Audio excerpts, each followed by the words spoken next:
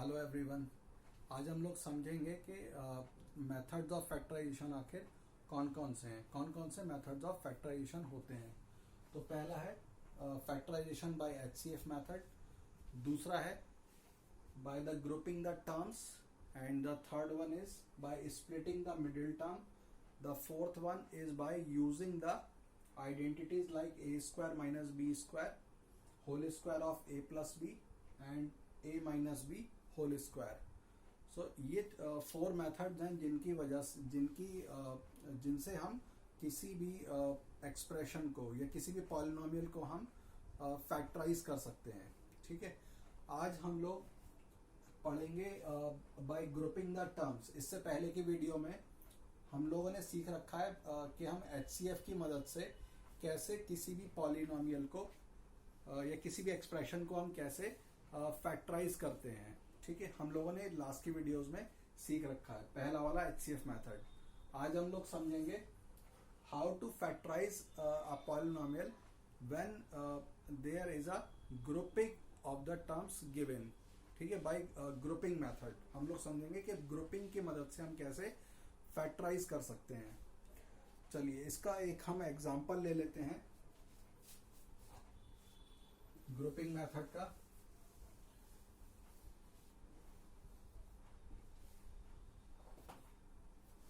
तो पहला एग्जांपल है a x plus b x,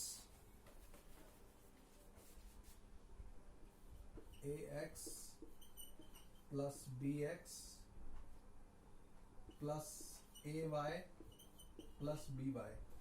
इसको हमें फैक्टराइज करना है। तो आखिर हम इस एक्सप्रेशन को हम कैसे फैक्टराइज करेंगे। तो यहां पर साफ साफ दे रखा है ग्रुपिंग ऑफ द टर्म्स, है ना। ग्रुपिंग द टर्म्स करके हमको फैक्टराइज करना है। यहाँ पे ग्रुप्स बनाने पड़ेंगे। कैसे बनाएंगे ग्रुप्स? तो यहाँ पर हमको 4 टर्म्स दिखाई दे रहे हैं और इन 4 टर्म्स में हम ग्रुप बना सकते हैं। सबसे पहले हम लोग ये जो पहले जो 2 टर्म्स हैं इनका हम ग्रुप बनाएंगे, और ये जो बाद के टर्म्स हैं, बाद के जो 2 टर्म्स हैं इनका हम ग्रुप बना लेंगे। ठीक है, इसके बाद दोनों में अगर हम देखेंगे यहाँ पर इन दोनों टर्म्स के अंदर, तो यहाँ पर हमको x कॉमन दिखाई दे रहा है। यहाँ पर हमको x कॉमन दिखाई दे रहा है, तो हम यहाँ पर x कॉमन ले लेंगे।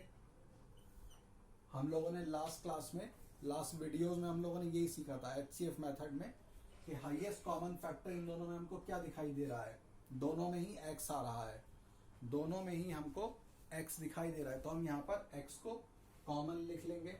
हमने कॉमन बाहर निकाल लिया इसको हमने।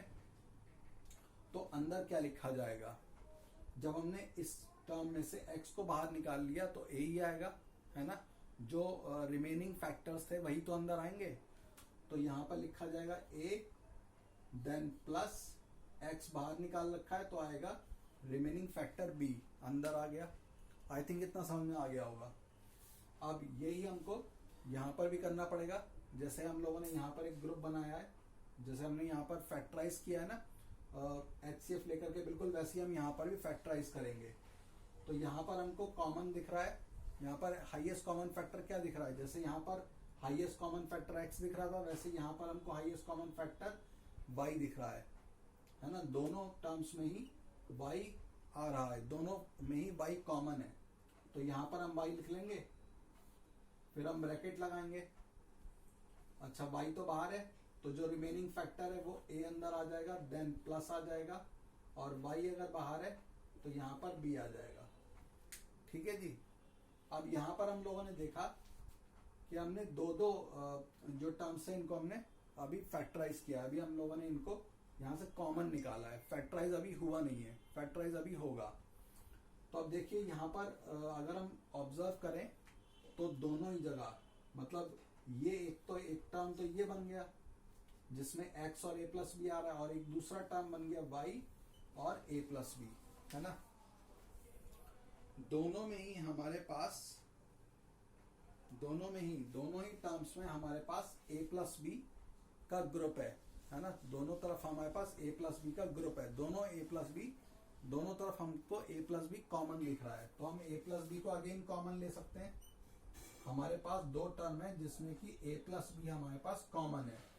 तो हमने अब क्या करना है, a प्लस बी को कॉमन ले लेना है। जब हम a प्लस बी को कॉमन लेंगे तो अंदर क्या आ जाएगा, जैसे HCF कर रहे थे हम लोग, दोनों ही टर्म्स के अंदर highest common factor a plus B common है ना। तो हमने a प्लस बी को बाहर लिख लिया, तो इसका रिमेनिंग फैक्टर x अंदर आ जाएगा, x आ गया। इसी तरह से यहाँ पर a प्लस बी हमने बाहर लिख रखा है, तो प्लस y हमारे पास अंदर आ जाएगा। तो यहाँ पर हम लोगों ने सीखा कि हम ग्रुप बना करके हम कैसे फैक्टराइज करते हैं। इससे पहले की जो वीडियोस थी उसमें हम लोगों ने समझा था कि HCF से हम कैसे निकालते हैं, HCF से हम कैसे फैक्टराइज करते हैं टर्म्स को। अब यहाँ पर ग्रुपिंग कर दिया हमने, ग्रुप बनाया और ग्रुप से हमने फैक्टराइज कर लिया। तो देखिए इस एक्सप्रेशन के दो फैक्टर बन गए, कौन कौन से, a प्लस बी और x प्लस वाई। अगर हम इन दोनों को ही मल्टीप्लाई करेंगे ना, अगर हम इन दोनों को मल्टीप्लाई कर लेंगे तो वापस हमको यही एक्सप्रेशन मिल जाएगा। ठीक है, जब भी आप फैक्टर्स को मल्टीप्लाई करेंगे तो वापस आपको एक्सप्रेशन मिल जाएगा। इससे ये पता चलता है, अगर आप मल्टीप्लाई करोगे तो वापस ये मिल जाएगा। इससे ये हमें पता चलता है कि हमने जो किया है वो एकदम सही किया है। अगर आ जाता है आपने जो मल्टीप्लाई किया वही अगर एक्सप्रेशन बन गया तो समझ जाइए कि जो आपने किया है वो एकदम सही है, जो फैक्टराइज आपने किया वो एकदम करेक्ट है। तो अभी इसका आंसर ये आ गया। एक बात का और ध्यान रखना है यहाँ पर कि जब भी ग्रुपिंग बनते हैं, जब भी हम ग्रुपिंग से करते हैं यहाँ पर, तो यहाँ पर जो ग्रुप बनेंगे ना a प्लस बी का, वो एकदम सेम आना चाहिए, सेम ग्रुप बनना चाहिए, तभी उसको हम कॉमन ले पाएंगे, है ना। अगर ऐसा नहीं हुआ, अगर सेम ग्रुप नहीं बन पाया तो हम थोड़ी ना ले पाएंगे a प्लस बी को बाहर। ठीक है, तो इस बात का आपको याद रखना पड़ेगा, ध्यान रखना पड़ेगा इस चीज का। अच्छा, एक और क्वेश्चन हम लोग करते हैं।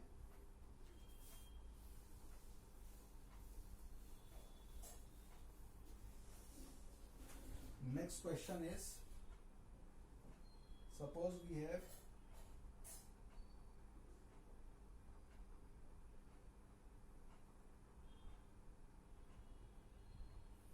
a square plus bc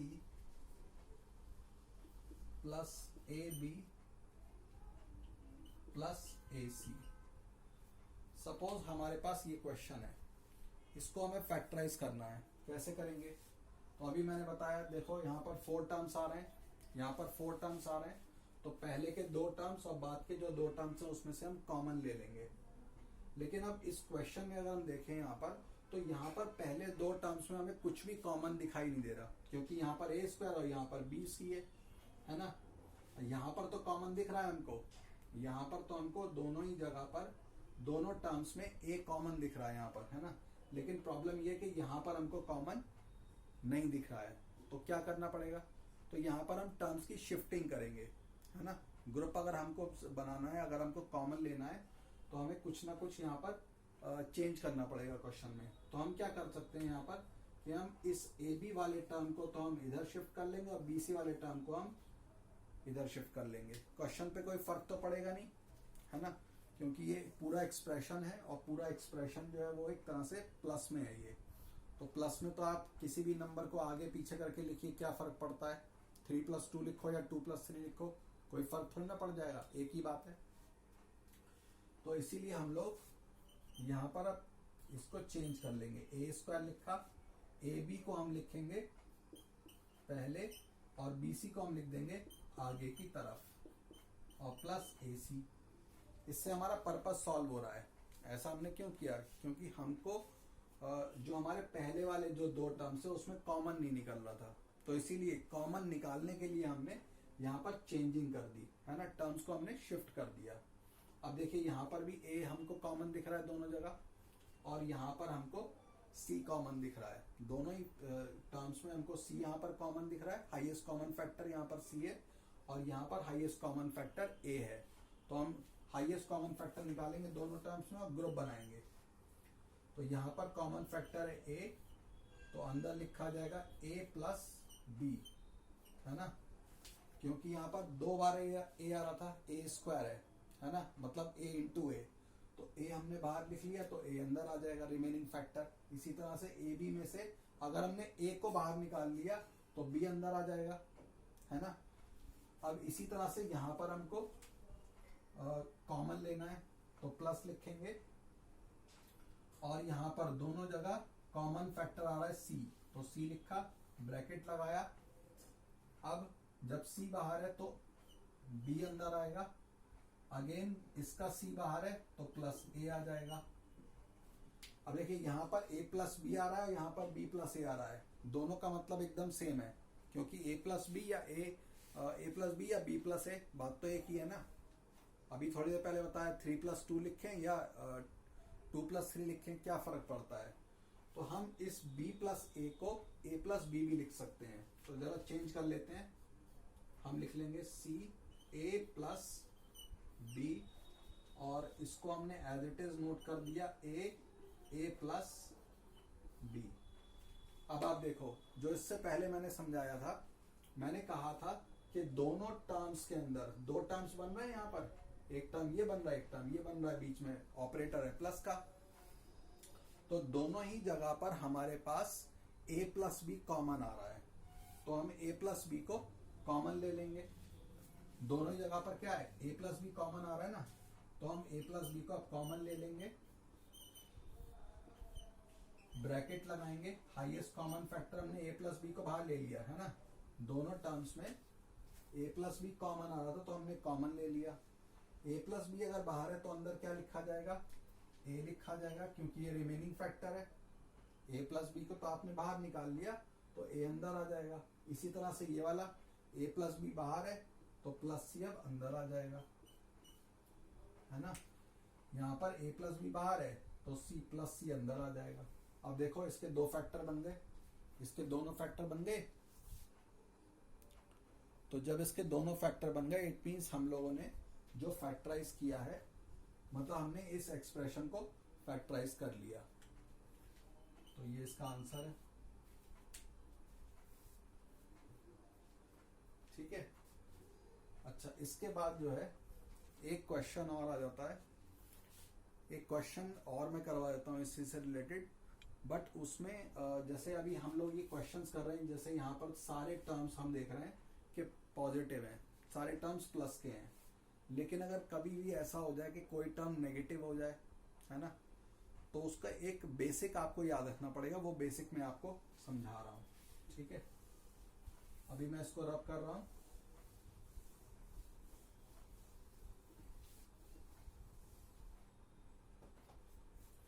अब वो बेस क्या है, बेसिक बात क्या है कि आपको हमेशा याद रखना पड़ेगा कि किसी भी माइनस के साइन में पॉजिटिव और नेगेटिव छुपा हुआ होता है। किसी भी नेगेटिव साइन के अंदर पॉजिटिव और नेगेटिव छुपा हुआ रहता है। इसी तरह से अगर कोई पॉजिटिव साइन है तो उसमें दो प्लस के साइन छुपे हुए होते हैं, क्योंकि दोनों को अगर हम प्रोडक्ट करेंगे, दोनों का अगर हम मल्टीप्लाई करेंगे तभी तो प्लस बनेगा। प्लस प्लस प्लस आ जाता है, प्लस माइनस माइनस आ जाता है। इसी तरह से प्लस में एक और कंसेप्ट है कि माइनस, दो माइनस भी छुपे होते हैं। समझ आई बात, कि अगर दो माइनस को अगर हम मल्टीप्लाई करेंगे तो वो प्लस के बराबर है। ठीक है, अब जरा मैं एक बेसिक और इसमें समझा देता हूँ। सपोज हमारे पास अगर लिखा है, सपोज -a² प्लस ac, है ना, इसमें हमको अगर कॉमन लेना है, इसमें अगर हमको कॉमन लेना है तो हमें साफ साफ यहाँ पर दिख रहा है कि a कॉमन है, दोनों ही जगह हमारे पास a कॉमन है। तो आप या तो इसका फैक्टर जब आप बनाओगे, जब आप इसको फैक्टराइज करोगे तो क्या लिखोगे, जब a बाहर है तो -a अंदर आएगा, और प्लस इसका भी a बाहर है तो c आ जाएगा। या तो आप फैक्टराइज इसको ऐसे कर लो, है ना, ये बेसिक कंसेप्ट समझा रहा हूं मैं। a अगर हमने बाहर निकाला दोनों टर्म्स में से, क्योंकि दोनों में HCF क्या है, दोनों का ही HCF a है, तो यहाँ पर माइनस है और यहाँ पर प्लस c आ जाएगा। और अगर हम चाहें तो इसको दूसरे मेथड, मतलब अगर हम इसी में ही -a अगर ले लें, ठीक है, यहाँ पे इसको मैं रब कर रहा हूँ, अगर हम यहाँ पर -1 ले लेते हैं तो क्या आएगा, -a हमने बाहर लिया है तो यहाँ पर प्लस का a आएगा, है ना। प्लस का a क्यों आएगा, क्योंकि एक माइनस साइन के अंदर प्लस भी छुपा होता है और माइनस भी छुपा होता है। तो अगर आपने माइनस साइन बाहर निकाल लिया तो प्लस का ही तो अंदर आएगा। अगर हमने माइनस को बाहर निकाला है तो प्लस का ही तो अंदर आएगा साइन, है ना। आप ऐसे चेक भी कर सकते हो कि माइनस साइन और यहाँ पे पॉजिटिव साइन छुपा हुआ है प्लस, तो माइनस प्लस माइनस हो जाएगा। इसी तरह से अगर यहाँ पर देखें प्लस है और हमने यहाँ पे माइनस लिख रखा है तो अंदर यहाँ पर माइनस आएगा। क्यों? क्योंकि एक प्लस के साइन के अंदर दो माइनस के साइन छुपे हुए होते हैं। एक प्लस में दो माइनस छुपे होते हैं, एक माइनस तो बाहर निकाल रखा है तो एक माइनस अंदर आ जाएगा। आई बात समझ में? एक प्लस साइन के अंदर दो माइनस साइन होते हैं, एक बाहर निकाल लिया और एक दूसरा अंदर आ गया। माइनस माइनस माइनस प्लस हो जाता है, करके देख सकते हो आप, माइनस माइनस प्लस। अच्छा, ए बाहर है तो सी आ जाएगा। ठीक है, तो इसका फैक्टराइज ये भी हो सकता है, इससे पहले जो समझाया था वो भी हो सकता है, और एक फैक्टराइज ये भी हो सकता है। इसको हमने फैक्टराइज किया तो हमारे पास ये आ गया। आई थिंक ये क्लियर हो गया होगा। ठीक है जी, अब इस पे बेस्ड हम लोग एक क्वेश्चन करते हैं।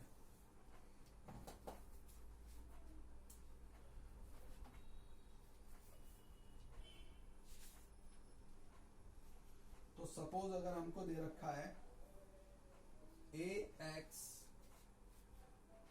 Minus a y minus b y plus b x. Suppose हमारे पास इस तरह का क्वेश्चन है ना। मतलब इससे पहले हम लोग जो फोर टर्म्स वाले जो फैक्टराइज कर रहे थे ग्रुपिंग मेथड से, उसमें सारे पॉजिटिव थे, लेकिन इसमें नेगेटिव भी आ गया है। तो इसके लिए हमको जो बेसिक कंसेप्ट जो अभी थोड़ी देर पहले मैंने बताया वो पता होना चाहिए। आप कैसे करेंगे? जो शुरुआत की जो दो टर्म्स हैं इसमें तो ए कॉमन दिख रहा है हमको, दोनों ही जगह हमारे पास कॉमन फैक्टर ए है, हाईएस्ट कॉमन फैक्टर ए आ रहा है। यहां पर भी हमारे पास बी आ रहा है, यहां पर भी हमारे पास बी आ रहा है, लेकिन जो बेसिक कंसेप्ट जो अभी थोड़ी देर पहले बताया है उसको आप याद रखिएगा। ठीक है, तो चलिए हम लोग कर लेते हैं फैक्टराइज। ए हमारे पास कॉमन है तो ए कॉमन लिख लिया, ब्रैकेट लगाया, ए बाहर है तो एक्स अंदर आएगा, माइनस का साइन आएगा, ए बाहर है अगेन तो वाई आ जाएगा इसका, है कि नहीं। दोनों ही जगह से ए कॉमन था, दोनों टर्म्स में ए कॉमन था, तो हमने ए को बाहर निकाल लिया तो एक्स माइनस वाई अंदर आ गया। अगेन अब जब हमको यहाँ पर माइनस दिख रहा है, जब आपको बाद के ये जो दो टर्म्स हैं इसमें आपको माइनस दिख रहा है, तो आप यहाँ पर ना स्टार्टिंग में जब ये माइनस है तो आप माइनस ही लिखोगे। क्या कहा मैंने? ध्यान से सुनिएगा। जब यहाँ पर माइनस का साइन है ना तो ये आप माइनस ही बाहर निकालोगे। ठीक है, हमने माइनस बाहर निकाल लिया। अब हमारे पास जो अल्फाबेट्स है उसमें बी हमारे पास कॉमन दिख रहा है तो हम बी भी कॉमन निकाल लेंगे, है ना। हमने क्या करना है, जब भी जो बाद के जो दो टर्म्स हैं उसमें जो इनिशियल साइन जो लगा हुआ है वही आप लो माइनस का। ठीक है, अब इसके बाद क्या हो जाएगा, जब भी आपने कॉमन निकाल लिया तो प्लस का वाई अंदर आ जाएगा, क्योंकि प्लस माइनस माइनस, है ना। एक माइनस में एक माइनस और एक प्लस छुपा होता है, तो माइनस अगर बाहर निकाल लिया तो प्लस का अंदर आ गया। इसी तरह से यहाँ पर प्लस है तो हम क्या लिखेंगे? माइनस। क्यों? क्योंकि इस प्लस के साइन में मैंने बताया था दो माइनस के साइन छुपे होते हैं, तो एक माइनस साइन तो हमने बाहर निकाल लिया तो दूसरा माइनस का साइन अंदर आ जाएगा। आई थिंक इतना क्लियर हो गया होगा। अब यहाँ पर b तो कॉमन निकाल लिया तो x आ जाएगा।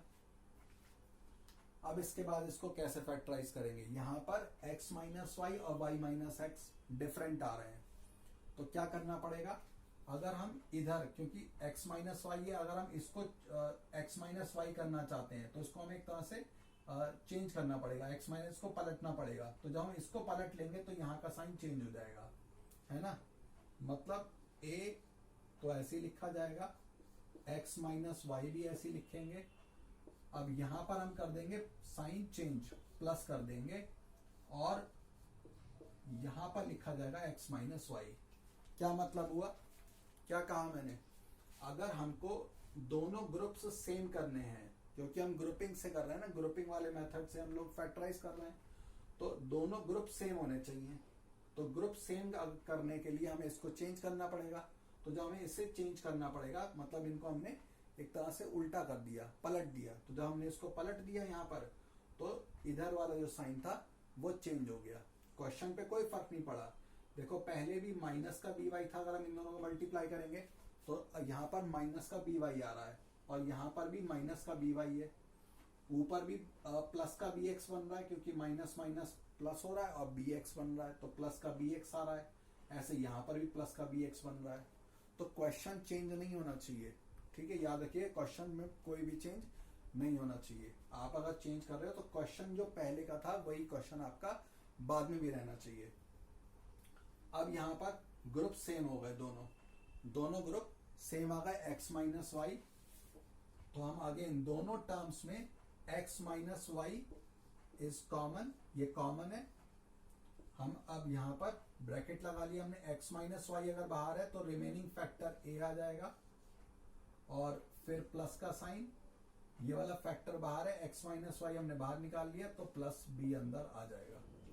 तो अब देखिए हमने इस वाले एक्सप्रेशन को जिसमें 4 टर्म्स दे रखे थे, इसको हमने इस तरीके से फैक्टराइज कर लिया, ठीक है। आई थिंक आप लोगों को जो ये आज समझाया है ये सबको समझ में आ गया होगा। And thanks for watching this video.